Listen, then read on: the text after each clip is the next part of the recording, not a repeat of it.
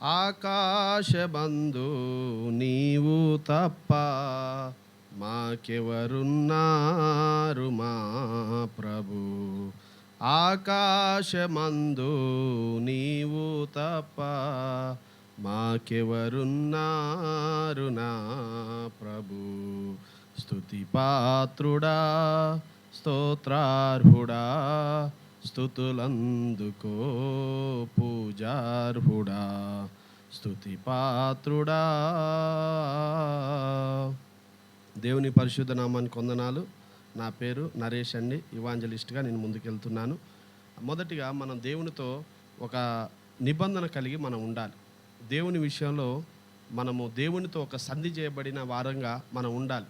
ఉదాహరణకు ఒక పని చేసేటప్పుడు కానీ, లేకపోతే పనిలో మనం ముందుకెళ్ళేటప్పుడు ఒక మనతో పాటు ఉండేటువంటి వాళ్ళతో ఒక నిబంధన కలిగి మనం ఉంటాం. దేవునితో కూడా మనం ఒక నిబంధన కలిగి ఉండాలి. ఏ విధంగా ఒక నిబంధన కలిగి ఉండాలయ్యా అని మనం చూస్తే, దేవునితో మనం ఒక బాధ్యత తీసుకున్న తర్వాత ఆదికాండం 31:22 వచనంలో ఆ యొక్క ఒక మంచి మాట ఉంటుంది. చదువుకొని మనం ముందుకెళ్దాం. ఆదికాండము 31:22లో మనం చూస్తే యాకోబు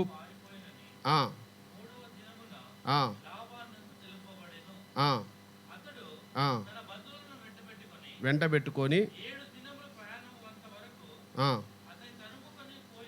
దూరము అతన్ని తరుముకొని పోయి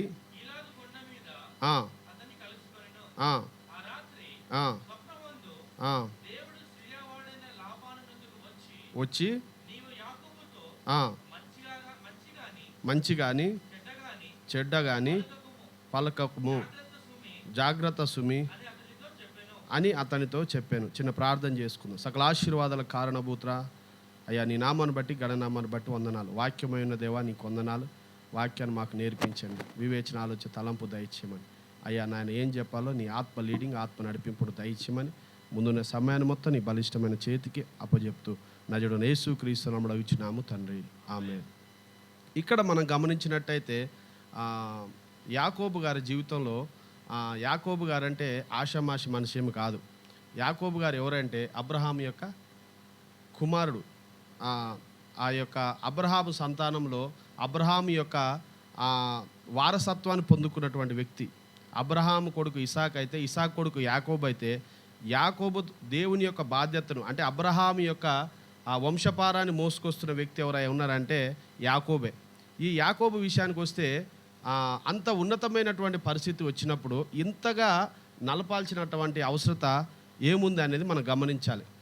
యాకోబు గారు ఒక వివాహం గురించి కనీసం 12 సంవత్సరాల దాకా జీతం ఉన్నట్టుగా కఠినమైనటువంటి జీవితం, కఠినమైనటువంటి చాకిరీ ఆయన చేసినట్టుగా మనం చూస్తాం. ఎందుకు అంటే ఒక వివాహం కొరకే, తనకు నచ్చినటువంటి భార్యని సొంతం చేసుకోవడానికి ఒక కఠినమైనటువంటి చాకిరీ చేసినట్టుగా చూస్తాం.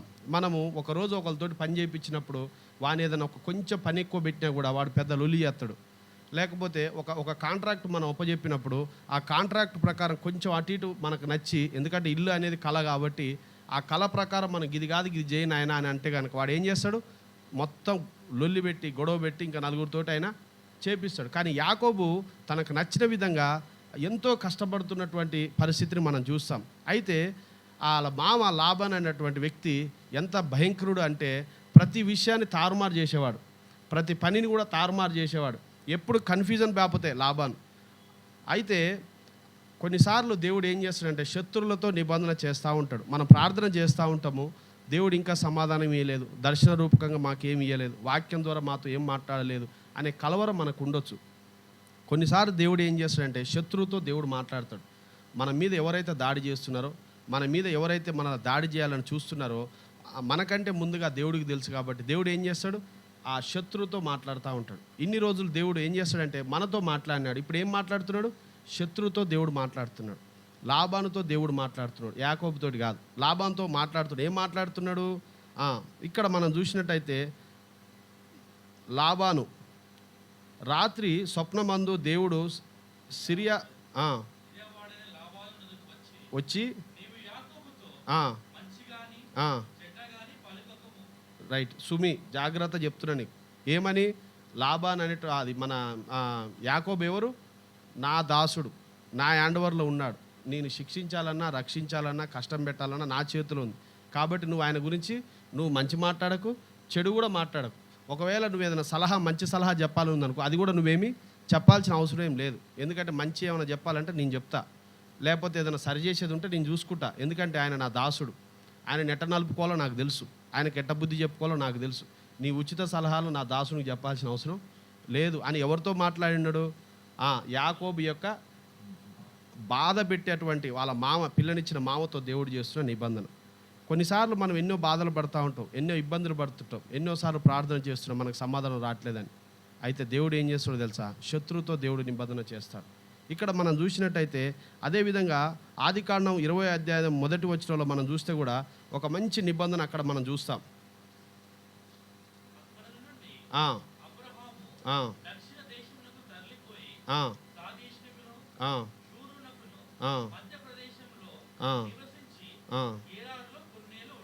ఉన్నాడు.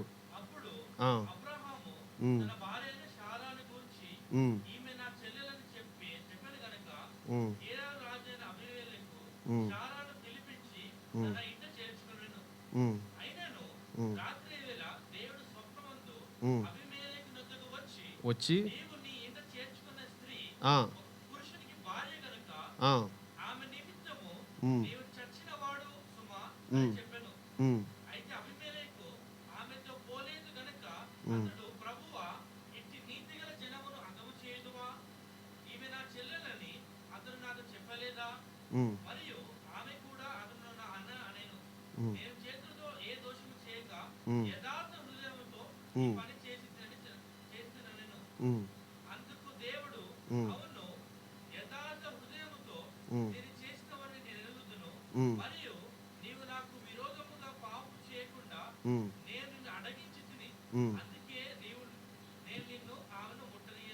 ఆమె ఇక్కడ మనం చూస్తే ఏమని చెప్తున్నాడు దేవుడు? డైరెక్ట్గా దేవుడు ఆ రాజు దగ్గరికి దిగిండు. ఏమని దిగిండు? నీవు గనక ఆమెను ముట్టకూడదు అని. అబ్రహాము ఎంత బాధపడుతుండొచ్చు, ఎంత ఇబ్బంది పడుతుండొచ్చు. అబ్రహాము స్థానంలో మనం ఉన్నా మనం ఎలా ఆలోచన చేస్తాం? అబ్రహాముని ఒక దేవుడు ఒక మాట ద్వారా పిలిపించినాడు ఎడారి ప్రాంతంలో. ఓ లొకేషన్ పెట్టలేదు, లేకపోతే అడ్రస్ గైడ్ చేయలేదు. ఏం చేసిండు? నేను చూపించు దేశానికి నడువు అన్నాడు. చూపించు దేశం అంటే ఏముంది? ఎటు చూసినా ఎండమావులే, ఎటు చూసినా ఎడారే, ఎటు చూసినా సుక్క నీళ్ళు లేవు. నేను చూపించు దేశానికి వెళ్ళమంటే ఆ మాటను పట్టుకొని తన దాసుడైన అబ్రహాము నడుచుకుంటూ వెళ్తూ ఉన్నాడు. నడుచుకుంటూ వెళ్తున్నప్పుడు అటువంటి పరిస్థితులలో ఈ అబీమెలెకు అనేటువంటి రాజు తన భార్య మీద ఇష్టపడి ఆమెను తీసుకుపోయినప్పుడు అబ్రహాం ఎంతో ప్రార్థన చేస్తున్నాడు. ఏం చేయలేక అంటే ఒకవేళ నేను భర్తను అని చెప్పినప్పుడు ఏం చేస్తాడు? రాజులు భర్తను చంపేసి ఆమెను వశపరుచుకుంటారు. అలాంటప్పుడు అట్లా చేయకుండా అబ్రహాం ఏదో సాకు చెప్పి పంపించినట్టుగా మనం చూస్తాం. సాకు చెప్పి పంపినాడు, కానీ తన హృదయంలో నెమ్మది ఉంటుందా సొంత భార్యను తీసుకుపోతే? అదేవిధంగా నన్ను పిలిచిన దేవుడు లేడా అని ఎంత కలవరం ఉంటుంది మీరు చెప్పండి. తన బంధుత్వాన్ని తన యొక్క తనకున్న అన్ని విడిచిపెట్టి వచ్చినటువంటి అబ్రహాంకు ఉన్నటువంటి కలవరం, ఆ కలవరంలో దేవుడు ఏం పని చేస్తున్నాడో తెలుసా? నీవు కలవరంలో ఉన్నప్పుడు దేవుడు నీతో మాట్లాడాడు. దేవుడు ఎప్పుడు మాట్లాడుతుందో తెలుసా? ప్రశాంతంగా నువ్వు ఉన్నప్పుడు దేవుడు నీతో మాట్లాడతాడు. ఇక్కడ మనం చూసినట్టయితే మన దేవుడు ఎప్పుడు ఆ రాజుతో మాట్లాడినట్టుగా మనం చూస్తాం. ఏం మాట్లాడినాడు? ఆమెని నువ్వు ముట్టకు. ఆయన ఎవరు? నా దాసుడు. ఆమె ఒక పురుషుని యొక్క భార్య కనుక ఆమెను నువ్వు ముట్టకూడదు. ముట్టకుండా సచ్చినవాడి వల్లే నువ్వు ఉండాలి. అయితే ఇది ఎందుకో తెలుసా? వాళ్ళు చెప్పి నిన్ను పంపినప్పటికీ ఇది నాకు విరోధంగా నువ్వు పాపం చేయకు అన్నాడు. ఎంత మంచి మాట చూడండి. అక్కడ ఆయన నా దాసుడు, ఆయన నా మనిషి అని దేవుడు డైరెక్ట్గా ఎన్కౌంటర్ చేసినట్టుగా మనం చూస్తాం. ఇక్కడ చూస్తే ఏమంటున్నాడు? నీవు నాకు విరోధంగా మన ఇద్దరం శత్రుత్వం కాకుండా చూసుకో అంతే అని ఇక్కడ దేవుడు శత్రుతో ఒక నిబంధన చేస్తూ ఉన్నాడు. అక్కడ యాకోబు విషయంలో శత్రుతో నిబంధన చేసినాడు. ఇక్కడ అబ్రహాంతో ఒక శత్రుతో నిబంధన చేసినట్టుగా చూస్తాం. అయితే ఆదికాండం 6:18 కూడా నోవాహుతో ఒక నిబంధన దేవుడు చేసినాడు. ఏందయ్యా ఆ నిబంధన అని మనం చూస్తే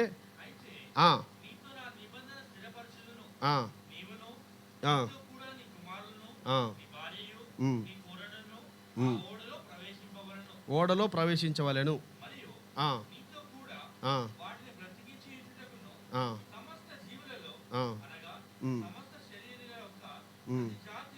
ఉమ్, ఉమ్. చాలండి. ఇక్కడ నోవాహుతో దేవుడు ఒక నిబంధన కలిగి ఉన్నాడు. ఏమని నిబంధన కలిగి ఉన్నాడంటే, నోవాహు నీతో పాటు నీ కుటుంబాన్ని ఆ, నా యొక్క రక్షణ అనే ఓడలోకి నేను తీసుకుంటాను. సరే ప్రభా. తర్వాత నీతో పాటు ఒక్కొక్క జంతువుని 2 జతలుగా, అంటే ఒక్కొక్క 2 జతగా నేను తీసుకుంటాను. అట్లా అనేక రకాల పక్షులు, జంతువులు అన్ని రకాలే నేను తీసుకుంటాను ఆ ఓడలోకి. కాబట్టి ఆ నిబంధన కలిగి మనం ముందుకెళ్దాం అన్నప్పుడు నోవాహు ఏమన్నాడు? ఎందుకులే ప్రభా, ఈ విధంగా చేద్దాంలే ప్రభా, ఆ విధంగా చేద్దాంలే ప్రభా అనలేదు. ఓడ ఎడగట్టమంటావు చెప్పు ప్రభా అన్నాడు. ఓడ ఎడగట్టడం ఏందండి? ఓడ ఎడగడతారు మంచిగా నీకు అనుకూలం ఉన్న దగ్గర, మంచిగా కట్టెలు ఉన్న దగ్గర చూసి కట్టవు అని అంటారు. వాస్తవానికి ఓడ ఎక్కడ కడతారు తెలుసా? సముద్ర ఒడ్డున తయారు చేస్తారు. కానీ ఈయన ఏడ తయారు చేసిండు? ఆ యొక్క చెట్లు ఏడ దగ్గర ఉంటే అక్కడ తయారు చేస్తూ ఉంటే అందరూ వచ్చి, ఏంది నోవా ఏం చేస్తున్నావు అంటే, ఇటు సంగతి ఇటు తయారు చేస్తున్నా. ఎందుకు అంటే ఆ దేవుడు అట్ట తీసేయబోతున్నట్టు. అంటే అందరు కూడా ఆయన సువార్తను వినసొంపుగా వాళ్ళకేం అనిపించలేదు. ఆయన ఎంతో కష్టపడి దేవుడు చెప్పిన కొలతల ప్రకారం, దేవుడు వాడమన్న మెటీరియల్ ప్రకారం ఆయన ఏం చేసిండు? ఓడ తయారు చేసిండు. అంటే దేవునితో ఒక నిబంధన, దేవునితో ఒక నిబంధన కలిగి ఉన్నప్పుడు మన యొక్క పరిస్థితులన్నీ దేవుడు హ్యాండ్ ఓవర్ చేసుకుంటాడు. మనం చేయించున్నటువంటి ప్రతి విషయంలో కూడా ఆయన హ్యాండ్ ఓవర్ చేసుకుంటాడు. మన శత్రువుల ఎదుట ఆయన ఒక నిబంధన చేస్తాడు. తర్వాత మన మిత్రులతో కూడా నిబంధన చేస్తాడు. తర్వాత మనకు మంచి కానీ చెడు కానీ ఏవి కూడా అన్నీ కూడా ఆయన హ్యాండ్ ఓవర్ చేసుకున్నట్టుగా మనం చూస్తాం. అయితే ఇక్కడ మనం గమనించినట్టయితే ఆదికాండం 14:13లో మనం చూస్తే అబ్రహాము ఒక నిబంధన కలిగి చేసినట్టుగా మనం చూస్తాం. ఏ విధమైన నిబంధన?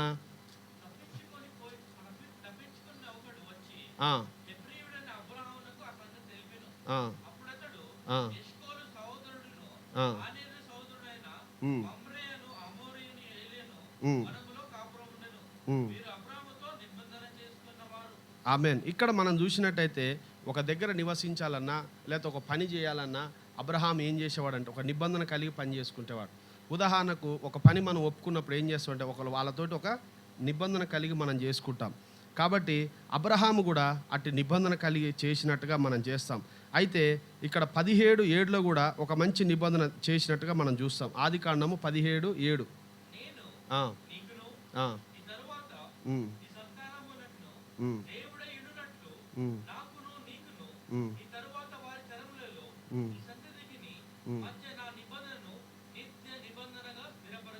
ఆమేన్. అబ్రహాంతో దేవుడు చేస్తున్నటువంటి నిబంధన, నేను ఇసుకరేణుల వల్ల నేను దీవిస్తా, తర్వాత ఆకాశ నక్షత్రాల వల్ల నేను దీవిస్తా, నా నిబంధన నేను స్థిరపరుస్తా అనని ఒక నిబంధన అబ్రహాంతో దేవుడు చేస్తున్నట్టుగా చూస్తాం. అయితే ఇక్కడ మనం చూస్తే యేసు ప్రభు ఆయన రక్తంతో కూడా మనకు నిబంధన చేసినట్టుగా చూస్తాం. ఇక్కడ శత్రువు అయినటువంటి లాభంతో నిబంధన చేసినాడు. తర్వాత అబ్రహాముకు ఇబ్బంది వచ్చినప్పుడు, బాధ వచ్చినప్పుడు, తన భార్యని ఇబ్బంది పెట్టిన అబీమెలెకు, శత్రువు అయినటువంటి అబీమెలెకు ఆయన ఒక నిబంధన చేసినాడు. తర్వాత నోవాహు కాలంలో వచ్చినప్పుడు నోవాహు కుటుంబం ఆయన యథార్థవంతుడు, నీతిమంతుడు అని దేవుడు ఎరిగి, తర్వాత దేవుడు తెలుసుకొని నోవాహుతో ఒక నిబంధన చేసుకున్నాడు. తర్వాత అబ్రహాము కూడా ఒక పని చేసేటప్పుడు ఆ పని వాళ్ళతో ఒక నిబంధన కలిగి చేసి ఆ విధంగా జీవించినట్టుగా మనం చూస్తాం. తర్వాత 17:7లో కూడా అబ్రహాము దేవుడితో ఒక నిబంధన, ఏంది నిబంధన అంటే, నీ తరతరాలకు నేను దేవుడైనా ఉంటాను, నిన్ను అనేక మందికి జనములుగా నేను చేస్తాను అనేది ఒక నిబంధన. చివరిగా హెబ్రీయులకు రాసిన పత్రిక 13:20లో మనం చూస్తే మనల్ని దేవుడు ఏ విధమైనటువంటి నిబంధనతోటి చేశాడో మనం చూడొచ్చు. హెబ్రీయులకు రాసిన పత్రిక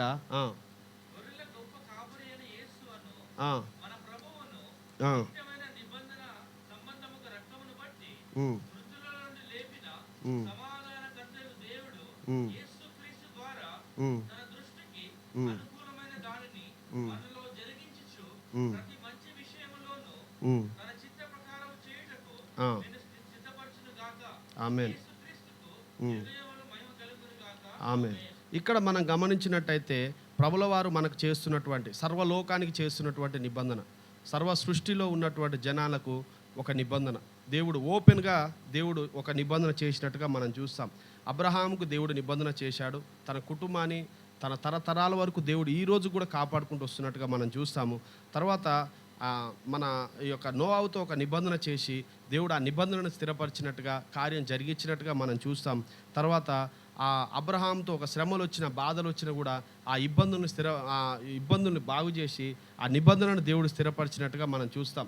వాస్తవానికి అండి, మన మనుషులుగా ఉన్న మనము ఏం చేస్తామంటే కొన్ని నిబంధనలు మనం చేస్తాం కొంతమందితోటి, కొన్ని ప్రామిస్ చేస్తాం. ఆ నిబంధనలు ఏమంటే, నేను అట్ట అనుకున్నా కానీ నువ్వు ఇట్ట అనుకోలేదు, నువ్వు ఇట్ట అనుకున్నావు కాబట్టి నేను అట్ట అనుకోలేదు, నేను ఇట్ట అన్నా కాబట్టి నువ్వు అట్ట అన్నావు, నాకు ఆ ఉద్దేశం ఉంది కాబట్టి నేను ఈ ఉద్దేశం చేసిన అని అటువంటి ఆ నిబంధనను కొన్నిసార్లు ఏం చేస్తాం, బ్రేక్ చేస్తాం.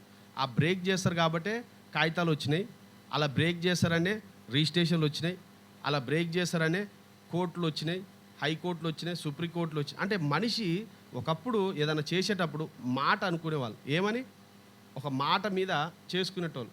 ఒక పెళ్లి చేసుకునేటప్పుడు ఏం చేసేటోళ్ళు, ఒక మాట, ఇరుపక్షాలు నలుగురు పెద్ద మనుషులు వచ్చి కూర్చొని మాట్లాడి చలో అనేటోళ్ళు.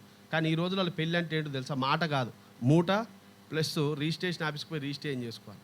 అంటే మనిషి యొక్క జీవితం ఏమైపోయిందంటే లిఖితపూర్వమైనటువంటి నిబంధనగా మారిపోయింది. కానీ మన దేవుడు ఏం ఆశించి అబ్రహాంతో నిబంధన చేసినాడు? మన దేవుడు అబ్రహాము తరం, అంటే అబ్రహాము, ఇసాకు, యాకోబు వారి తరం మొత్తానికి ఆయన ఏం చూసి నిబంధన చేసినాడు మనం గమనించాలి. అయితే ఆ మనుషులలో అనేక మార్పులు, అనేక తారతమ్యాలు రావచ్చు, కానీ దేవుడు మాత్రం ఆయన నిన్న నేడు ఏకరీతిగా ఉన్న దేవుడు. ఆయనే మొదటివాడు, ఆయనే కడపటివాడు. ఆయన నిబంధన చేసిన తర్వాత ఆ నిబంధనను ఆయన ఎట్టి పరిస్థితిలో జరిగిస్తాడు. కాబట్టి దేవునితో నువ్వు నిబంధన చేసుకునే వాడిగా నువ్వు ఉండాలి. నీతో దేవుడు ఏమైనా నిబంధన చేశాడా? నువ్వు దేవుడితో ఒక నిబంధన చేసుకున్నావా? ఆ నిబంధనలో నువ్వు కరెక్ట్గా నిలబడి ఆ నిబంధన ప్రకారం ఉన్నప్పుడు దేవుడు నిన్ను ఎక్కడికి, కానాను చేరుస్తాడు. కానీ నువ్వు ఆ నిబంధన లేకుండా నేను అట్ట అనుకోలేలే ప్రభా, ఇట్ట అనుకోలేదు అని చాలామంది ఏం చేస్తారు తెలుసా, కొన్ని మొక్కుబళ్ళు నిబంధన, తర్వాత వాళ్ళు చేసే పనుల్లో నిబంధన, తర్వాత వాళ్ళు చేసేటువంటి జాబులో ఒక నిబంధన, తర్వాత ఒక పై అధికారితో చేసేది ఒక నిబంధన. ఈ నిబంధన అన్నీ కూడా వాళ్ళు ఏం చేస్తారు, బ్రేక్ చేయకుండా నీవు దేవునితో చేసిన నిబంధన, నీ పని వాళ్ళ దగ్గర చేసిన నిబంధనతోటి నువ్వు క్రమంగా వెనకైనా ముందైనా అది జరిగించి ముగించే వాడిగా నువ్వు ఉండాలి. కానీ అంతేగాని నీ అవకాశం వచ్చినట్టుగా మారేటప్పుడు నిబంధనకు నీ ద్వారా విలువ లేదని మనం గమనించవచ్చు. హెబ్రీయులకు రాసిన పత్రిక 13:20 ఇందాక మనం చదువుకున్నట్టుగా ఆయన ఓపెన్ నిబంధన చేసినట్టు ప్రజలందరికీ, ప్రయాసపడి భారం మోచిన సమస్త జనులారా నా యొద్దకు రండి, మీకు విశ్రాంతి కలగజేస్తా.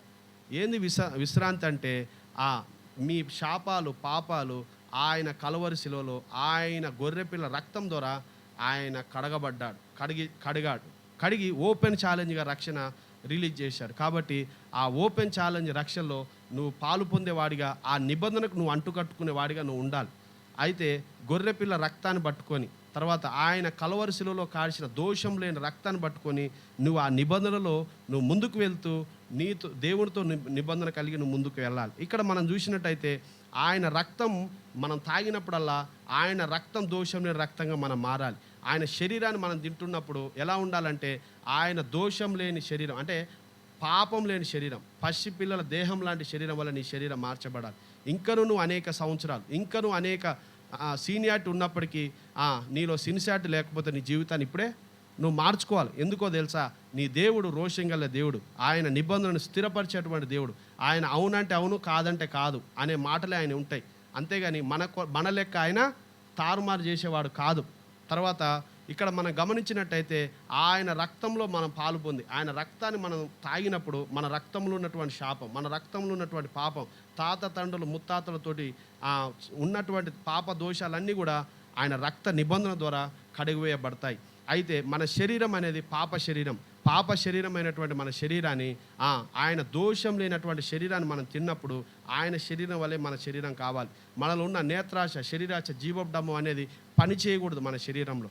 కాబట్టి ఇక్కడ మనం గమనించినట్టయితే అబ్రహాము, ఇసాకు, యాకోబుకు దేవుడు నిబంధన చేసిన విధంగా కూడా నీతో చేసి నిన్ను నిలబెడతాడని నమ్మి విశ్వసించే వారిగా మనం ఉండాలి. ఆయన గొర్రెపిల్ల రక్తం వలన మనందరికీ విడుదల కలిగించి ఆయన నేను వెళ్ళుట మంచిది, మీకు ఆదరణకర్తను పంపించి ఆయన ఏం చేస్తాడంటే సర్వసత్యంలోకి నడిపిస్తాడు. ఇప్పుడే నీ పరిశుద్ధాత్మను పొందుకొని ఆత్మ లీడింగ్ ద్వారా నడు. ఆత్మ చెప్పుచున్న మాట చెవిగలవాడు వినుగాక అన్నట్టుగా ఆ మాటలు వింటూ రోజు రోజుకి నీ జీవితాన్ని కట్టుకుంటూ ఆయన నీ కొరకు సిద్ధపరిచేటువంటి అనేక మందికి నివాస స్థలాలు సిద్ధపరుస్తానని చెప్పిన మాటను అది గట్టిగా పట్టుకొని ఆ నిబంధనలతో నువ్వు ఉండి నీ కొరకు సిద్ధపరచడం నమ్మి ఆ విధంగా నువ్వు దోషం లేని జీవితంగా బతుకుతావని కోరుకుంటూ ఈ కొద్ది మాటలో దేవుడు దీవించి ఆశీర్వదించి మన జీవితంలో ఫలింపజేయునుగాక. ఆమెన్.